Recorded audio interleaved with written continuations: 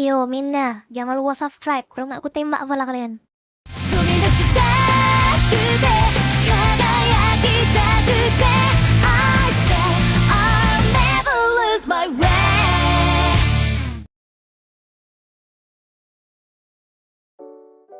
Halo semuanya, selamat datang kembali di channel Tidak Pernah Lulus. Sebelumnya gue udah bahas series Ultraman terbaik sepanjang masa. Nah kali ini saatnya bahas movie-nya nih. Movie Ultraman terbaik sepanjang masa. Gue bakal masukin 7 movie. Tentu aja yang ada di list ini adalah pendapat pribadi aja. Jadi mungkin akan berbeda dari pendapat kalian. Tanpa berlama-lama, langsung aja kita bahas.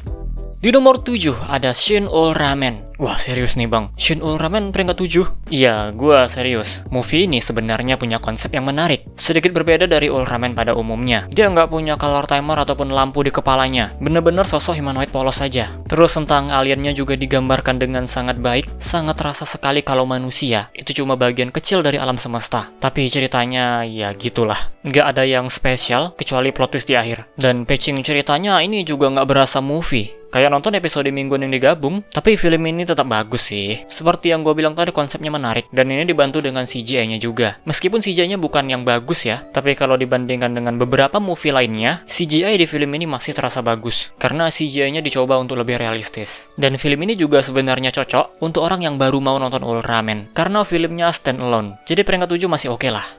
Oke, kita naik ke peringkat ke-6. Gua masukin Ultraman Saga, film crossover antara Ultraman Dyna, Ultraman Cosmos, dan juga Ultraman Zero. Meskipun yang banyak di show Ultraman Dyna sih, terutama Shin Asuka. Film ini berfokus kepada para Ultraman dan karakter pendukung yang ada dalam menjaga sisa manusia yang ada di bumi, terutama untuk para anak-anaknya, karena manusia yang lain udah pada hilang. Untuk alur ceritanya, film ini biasa aja, meskipun nggak terlalu datar, tapi yang nggak ada yang spesial juga. Plot twistnya gampang banget ketebak, tapi setidaknya temponya, patching ceritanya lebih bagus dari Shin Ultraman. Tapi kelebihannya karakter di film ini semuanya pada menarik. Yang kocak-kocak juga dapat. Dan film ini juga berhasil menggambarkan kesan raksasanya. Nggak kelihatan banget kalau itu Ultraman yang berantem di set miniatur. Dan untuk berantemnya ini juga sangat menghibur. Terutama saat 3 Ultraman tadi udah fusion menjadi Saga. Itu pertarungannya pecah banget. Jadi film ini layak masuk list ini. Terutama versi Director's Cut. Kita dikasih fanservice Ultra Brothers. Iya, nggak terlalu penting sih sebenarnya. Tapi untuk fans Ultraman itu penting. Siapa yang nggak suka sama Ultra Brothers coba?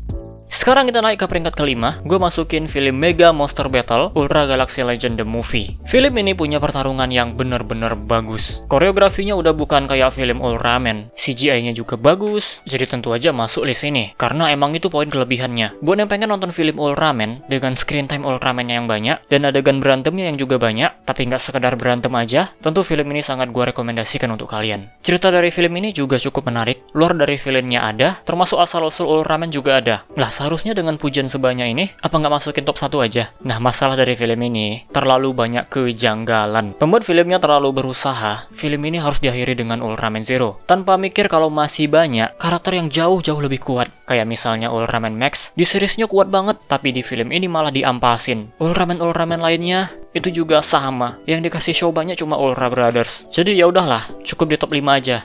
Selanjutnya di peringkat ke-4, gue masukin Ultraman 3 The Final Odyssey. Film ini terkesan lebih dewasa dari seriesnya, karena pertama cukup sadis, dan kedua romansnya kental. Sampai ada adegan itunya, jadi emang lebih dewasa. Film ini punya cerita yang bagus, apalagi plot twistnya tuh waduh nggak ketebak. Tapi nggak akan relate kalau kalian nggak ngikutin Ultraman 3. Plot twistnya baru terasa kalau kalian ngikutin series Ultraman 3. Apalagi kalau kalian fans Ultraman 3. Ternyata Ultraman 3 tuh nggak seperti yang kita kenal dulu. Dan itulah konflik utama di film ini. Ultraman 3 akan menghadapi masa lalunya. Jadi kalau mau objektif, peringkat dari film ini nggak bisa lebih ke atas lagi. Karena untuk merasakan bagusnya cerita di film ini, kalian harus jadi fans Ultraman 3 dulu. Atau setidaknya nonton seriesnya. Untuk berantem dari film ini juga biasa aja. Nggak ada koreografi yang gimana-gimana. Tapi bagusnya kesan raksasanya terasa banget tuh ketika mereka berantem. Gebuk-gebukan banget lah pokoknya. Nggak sekedar pukulan-pukulan biasa.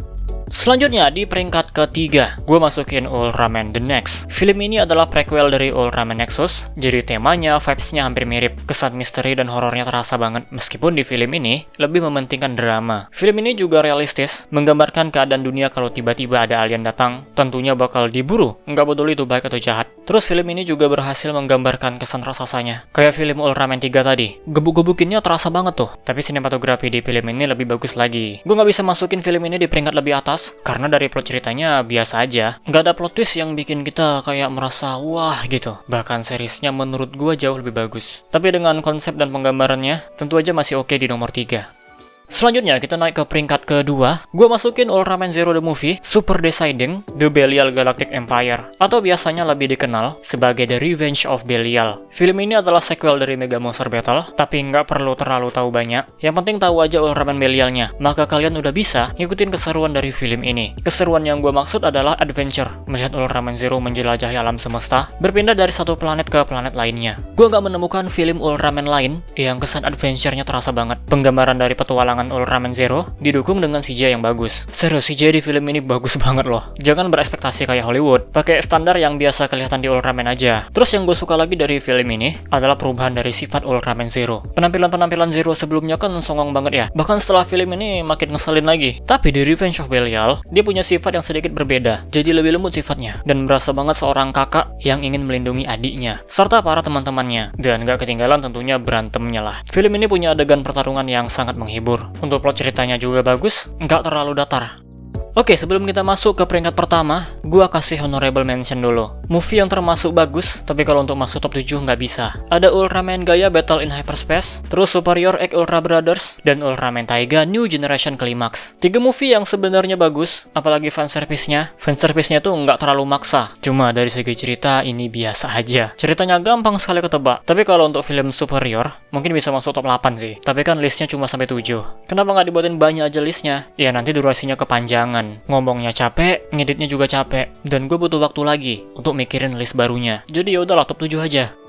Dan akhirnya kita masuk di peringkat pertama. Film Ultraman terbaik sepanjang masa adalah Ultraman Rising. Iya, ternyata film animasi yang di peringkat pertama. Film ini adalah buatan Netflix, dan dulu gue sempat takut apakah ada agenda, karena seperti yang kita ketahui sekarang, film-film Hollywood banyak banget agendanya. Tapi ternyata film Ultraman Rising nggak kayak gitu. Film ini ramah ditonton untuk keluarga. Pokoknya semua umur masuk. Konsep ceritanya menarik, fresh, dimana Ultraman nggak terlalu menggunakan kekerasan. Iya, Cosmos juga kayak gitu sih. Tapi film ini sedikit berbeda, karena konfliknya nggak terlalu fokus sama masalah Ultraman melawan Kaiju, tapi masalah kehidupan pribadi si MC, sebagai Ultraman maupun sebagai manusia biasa. Kita digambarkan ketika MC-nya masih kecil, tapi ketika dewasa malah berubah. Sifatnya sombong banget karena dia emang jago, dan dia juga punya fasilitas yang sangat layak. Dan karena kesombongannya ini, dia tuh dibenci sama orang-orang, terutama tim baseballnya dia. Nah, disinilah kita akan dikasih lihat tuh, gimana perubahan karakter Ken. Dari yang sekarang awalnya sombong banget, sampai akhirnya disukai oleh banyak orang. Progresnya kelihatan banget, apalagi waktu dia ngurus bocil Kaiju. Lucunya dapat, kasihannya dapat, dan terharunya juga dapat. Iya, drama di film ini bagus. Tipikal drama keluarga banget lah. Tapi meskipun sangat fokus ke karakter utama, film ini nggak melupakan villainnya, yang ternyata justru dari tim pertahanan. Alasan kenapa dia benci Kaiju dikasih tahu, tapi emang masih agak kurang sih. Tapi sisanya bagus semua kok. Apalagi adegan berantemnya, lagi-lagi gue bilang cukup fresh. Suasananya beda banget dengan film lain. Kalau untuk masalah Ultraman ini kurus banget, untuk gue pribadi sih nggak ada masalah ya. Karena emang style animasinya kayak gitu. Buat yang pernah nonton film Spider-Man, yang versi Miles Morales, nonton film ini pasti terbiasa lah. Jadi menurut gue dengan semua kelebihan tadi, mulai dari konsep yang menarik, drama yang bagus, pertarungan yang bagus juga, dan tentu saja plot cerita yang nggak bosenin. Demi apapun plot cerita di film ini bagus banget, maka nggak ada alasan untuk gua nggak masukin dia di peringkat 1. Ini layak banget di peringkat 1. Mungkin agak kurang adil sama yang lainnya, karena yang lainnya live action, tapi yang ini animasi. Tapi disitulah letak kelebihannya, karena ini animasi, jadi bisa bebas masukin apa aja, sehingga konsepnya bisa dieksekusi dengan baik. Gue berharap film ini punya kelanjutan, karena ada pertanyaan yang gak terjawab. Ini Ultraman-nya dari mana? Dan di akhir movie makin penasaran, emaknya ada di Land of Light. Nah itu gimana tuh? Jadi semoga ada kelanjutannya lah. Gue sangat optimis film ini punya kelanjutan, karena penontonnya banyak dan reviewnya rata-rata positif. Jadi ayolah Subraya Netflix, tolong lanjutin film ini.